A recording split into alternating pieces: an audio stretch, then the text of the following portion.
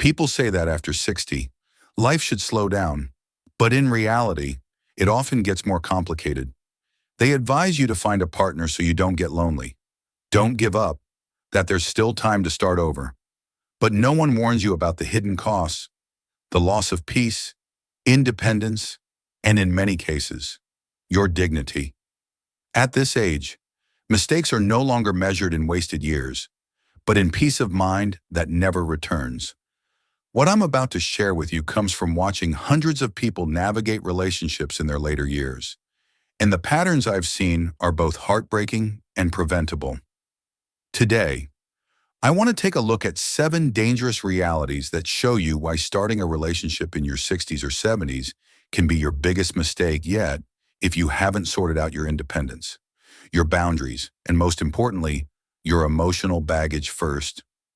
We're not talking about romantic cliches, but about real, concrete issues that destroy more relationships than infidelity ever could. But here's what I need you to know. What I'm going to reveal in the final point is so serious, so potentially life-altering, that it could save you from making the costliest decision of your entire life. Stay until the end of the video, because the story I share at the end will completely change the way you think about love in the future. So let's start with something that might surprise you about why your independence should never be negotiated. Number 1, never negotiate your independence. There's a dangerous myth that love means becoming dependent on someone else, especially as we age. Society tells us that growing old together means losing yourself in another person, but this couldn't be further from the truth. Your independence isn't just about being able to make your own decisions. It's about maintaining the core of who you are after 60 years of becoming that person. Recent research shows that older adults who maintain their independence report significantly better emotional well-being, mental clarity, and overall quality of life. When you negotiate away your independence for the comfort of companionship, you're trading your identity for temporary security. I knew a man named Richard, 73 years old, who had lived alone for 5 years after his wife passed. He was thriving, had his routines, his community activities, his volunteer work at the local library. Then he met Sarah, and within months, she had convinced him to move in with her. Suddenly, his morning walks became too long, his volunteer work became taking time away from us, and his friendships became not necessary anymore because we have each other. Within a year, Richard had become a shadow of his former self. He gained weight, lost touch with his friends, and stopped the activities that had given his life meaning. When he finally realized what he'd lost, Sarah had become so controlling that leaving felt impossible. He described it to me as trading my soul for someone to cook dinner with. The loss of independence impacts senior mental health in devastating ways. It changes your sense of identity, creates feelings of loss of control, and often leads to stress, anxiety, and agitation because you feel physically, mentally, or emotionally confined. Here's what you need to understand.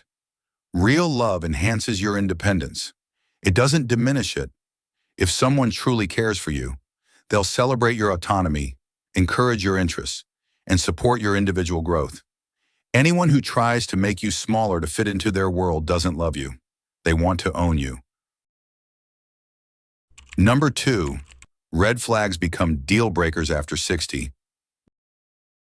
When you're 20 or 30, you might ignore red flags thinking you can change someone or that love will fix their problems. But at 60 or 70, you don't have the luxury of time or the illusion that people fundamentally change. What you see is what you get, and red flags should become immediate deal breakers. Here are the critical warning signs that older adults consistently report missing until it was too late. Poor communication skills, where they avoid difficult conversations or shut down when you try to address problems. Excessive control or jealousy, where they try to limit your social life or become possessive of your time and attention. Financial secrecy or instability, where they won't discuss money or ask for financial assistance early in the relationship. But there are specific red flags that only appear in later life relationships. Watch for someone who talks excessively about their ex-spouse, either with lingering resentment or unrealistic idealization. This indicates unresolved emotional baggage that will bleed into your relationship. Be wary of anyone who rushes physical or emotional intimacy, trying to fast-track the relationship because we don't have time to waste. I remember counseling a 68-year-old woman named Patricia who ignored every single red flag because she was afraid of being alone. Her new partner, Robert, would show up unannounced, criticized her adult children constantly, and within 3 months was asking to be added to her bank accounts. When her daughter pointed out these warning signs, Patricia defended him, saying, "He just loves me so much, he wants to be part of everything." 6 months later, Robert had isolated her from her family, spent thousands of her savings on his business opportunities, and had become emotionally abusive whenever she questioned his behavior.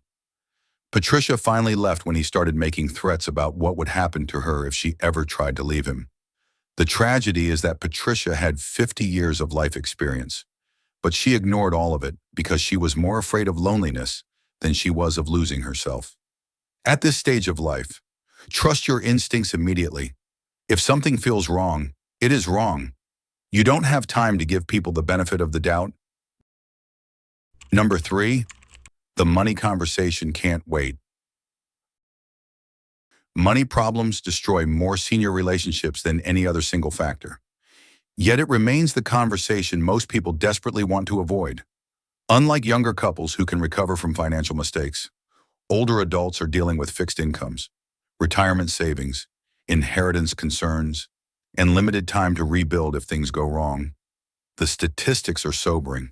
Financial abuse of seniors often comes from romantic partners, with cases involving stolen savings, coerced asset transfers, and unauthorized use of credit cards or bank accounts.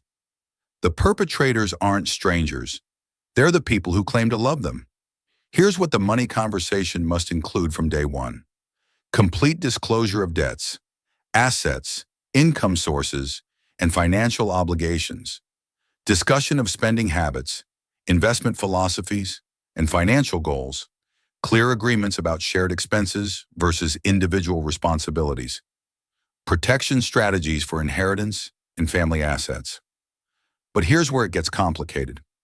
Many seniors have adult children who are already concerned about their parents' financial security, and introducing a new romantic partner can create family conflict around money that tears relationships apart from multiple directions.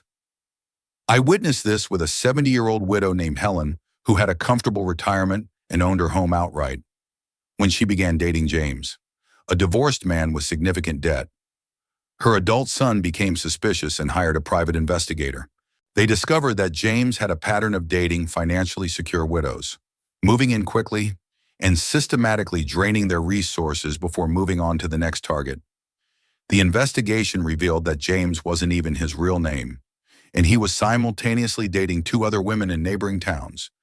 Helen was devastated not just by the betrayal, but by the realization of how close she had come to losing everything she'd worked her entire life to build. The lesson here isn't to never trust anyone with your finances. It's to verify everything before you trust anyone with anything. Background checks, references from previous relationships, meetings with their family members, and independent financial verification should be standard practice, not signs of paranoia. Number 4, your living space reflects your soul. The pressure to move in together or combine households is enormous. But your living space at this age isn't just where you sleep. It's a reflection of 60-plus years of collecting memories, establishing routines, and creating an environment that supports who you've become. The living apart together trend is growing rapidly among seniors, with research showing that it's actually the preferred relationship model for many older adults. In fact, studies indicate that older adults in LAT relationships report better mental health outcomes than those who cohabitate, largely because they maintain their independence while still enjoying emotional connection. Consider the practical realities that younger couples don't face. You might have medical equipment, accessibility modifications, or specific layout needs for mobility issues, your sleep schedules, medication routines, dietary requirements, and daily rhythms have been established over decades. Combining households means one person sacrifices their carefully crafted environment, and that sacrifice often leads to resentment. I know a couple, Dorothy and Frank, both in their early 70s, who tried living together after 6 months of dating. Dorothy had spent 15 years after her divorce creating a peaceful sanctuary filled with her art, her books, and her garden. Frank was a music lover who needed sound and activity to feel alive. Within weeks, they were arguing about everything from morning coffee routines to evening television volume. The breakthrough came when Dorothy's daughter suggested they try dating from separate houses. They each kept their own homes but planned regular sleepovers, shared meals, and traveled together. The pressure was gone, the arguments stopped, and their relationship actually deepened because they were choosing to be together rather than being trapped together. This approach isn't about lack of commitment. It's about sustainable love. When you maintain your own space, every moment together becomes intentional rather than obligatory. Number 5. Boundaries aren't walls, they're bridges. The biggest mistake older adults make in relationships is assuming that because they've lived this long, they don't need to explicitly discuss boundaries. But the opposite is true. At this stage of life, clear boundaries aren't restrictions. They're the foundation that allows love to flourish without resentment. Your boundaries at 60 or 70 are different from what they were at 30. They include your health routines, your relationships with adult children and grandchildren, your financial security, your social connections, and your personal time for reflection and solitude. These aren't negotiable areas. They're the core of who you are. I use what I call the sanctuary method for boundary setting. Imagine your life as a sanctuary with different rooms. The public rooms are where you can be flexible and accommodate someone else's needs. The private rooms are where you need solitude and personal space. The sacred rooms are completely off limits to negotiation. These are your non-negotiables. Sacred room boundaries might include your relationship with your children and grandchildren remains your decision. Your healthcare choices are yours to make. Your money stays under your control unless you explicitly choose to share it. Your spiritual or religious practices are respected, and your need for solitude is honored. Here's what's crucial. You must communicate these boundaries clearly and early. Don't assume someone will figure them out or respect them automatically. And pay close attention to how they respond when you set limits. Someone who argues with your boundaries or tries to make you feel guilty for having them is showing you exactly who they are. Number 6. Health isn't just personal anymore. When you enter a relationship after 60, you're not just sharing your heart, you're potentially sharing your health challenges, medical expenses, and caregiving responsibilities. This reality makes the health conversation critical in ways that younger couples never have to consider. Here's the uncomfortable truth. One of you will likely become a caregiver, and one of you will likely need care. Are you both prepared for that reality? Have you discussed what level of care you're willing to provide and what level you'd be comfortable receiving? What about medical expenses that insurance doesn't cover? What happens if one of you develops dementia or needs long-term care? I counseled a couple where Robert, 74, had early-stage Parkinson's disease, but hadn't disclosed it to his new partner, Linda, until after they'd moved in together. Linda felt deceived and unprepared for the reality of his condition. While Robert felt rejected when Linda struggled to cope with his progressive symptoms, the relationship ended bitterly, with both feeling betrayed. Robert felt that Linda had abandoned him when he needed support most, while Linda felt that Robert had trapped her in a caregiving role she'd never agreed to take on. This isn't about being cold or unloving. It's about making informed decisions. Full disclosure about health conditions, medications, mobility issues, and future medical needs should be part of any serious relationship discussion. Both people deserve to know what they're committing to. Number 7, the ultimate warning. When love becomes predatory. Now we reach the point I promised would be the most serious. And I need you to pay close attention because this could literally save your life or the life of someone you care about. What I'm about to share happens more often than anyone wants to admit, and it's the reason I insisted you stay until the end of this video. There are people who specifically target seniors for romantic relationships, not for companionship or love, but for exploitation. They're not random criminals. They're sophisticated manipulators who understand exactly how to exploit the vulnerabilities. Loneliness and trusting nature of older adults. The silver splitter trend has created a growing population of newly single seniors with assets, retirement savings, and homes, making them attractive targets for what experts call predatory marriage schemes. These aren't casual romance scams. These are long-term relationship manipulations designed to gain access to and ultimately steal everything you own. Here's how it typically works. They target recently widowed or divorced seniors through dating websites, community centers, or even churches. They present themselves as financially stable, emotionally available, and genuinely interested in companionship. They're patient, spending months building trust and emotional dependency before revealing their true intentions. The warning signs include they have limited verifiable history or references. They avoid introducing you to their family or long-term friends. They're evasive about their past relationships or marriages. They rush toward financial or legal commitments, and they gradually isolate you from your support network. Let me tell you about Eleanor, a 71-year-old widow who thought she'd found true love with a charming man named David.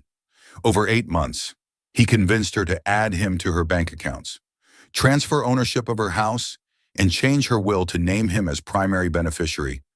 When Eleanor's daughter became suspicious and hired a private investigator, they discovered that David was actually named Robert, had been married 4 times, and was simultaneously running similar schemes with 3 other widows across 2 states. By the time they exposed him, he had stolen over $200,000 from Eleanor and left her facing foreclosure on the home she'd lived in for 30 years. The emotional devastation was even worse than the financial loss, Eleanor told me. I didn't just lose my money. I lost my ability to trust my own judgment. He stole my confidence along with my savings. This is why I'm so passionate about this topic. The people who prey on seniors in romantic relationships are skilled manipulators who can fool even the wisest, most experienced adults. They count on your loneliness, your desire for companionship, and your trust in the goodness of others. If you take nothing else from this video, take this before you trust anyone with your heart, your home, or your money. Verify everything they tell you independently. Conduct background checks. Meet their family and long-term friends. Verify their employment and financial status. And most importantly, maintain your own support network of family and friends who can provide objective perspective. Final thought. So there you have it. 7 realities that could save you from the costliest mistakes of your later years. Your independence as your most precious possession. Red flags as immediate deal breakers. Money conversations that can't wait. Living arrangements that honor who you are. Boundaries that protect what matters most. Health discussions that face reality. And the ultimate warning about predatory relationships that could destroy everything you've built. These aren't just relationship tips. They're protective strategies for the most vulnerable time in your life. The gray divorce rate has doubled in the past 30 years, and financial abuse of seniors is at epidemic levels, much of it coming from romantic partners. But here's what gives me hope. The people who understand these realities don't end up more alone. They end up more empowered. You have something that younger people don't have. Decades of experience, hard-earned wisdom, and the emotional intelligence that comes with surviving life's challenges. Trust that wisdom. Use it to protect yourself and the people you love. Here's what I want you to do right now. First, subscribe to this channel because we're building a community of people who choose wisdom over desperation. Second, share this video with someone who needs to hear it, because your action might prevent them from becoming a victim. Third, leave a comment telling me which of these 7 points resonated most with you, because your story could save someone else. Remember, at this stage of life, every relationship should add value to your existence, not subtract from it. The greatest love story you can write isn't with someone who completes you. It's with someone who celebrates the complete person you've already become. Thank you for trusting me with these 30 minutes of your life. I'll see you in the next video. And remember, your peace is worth protecting.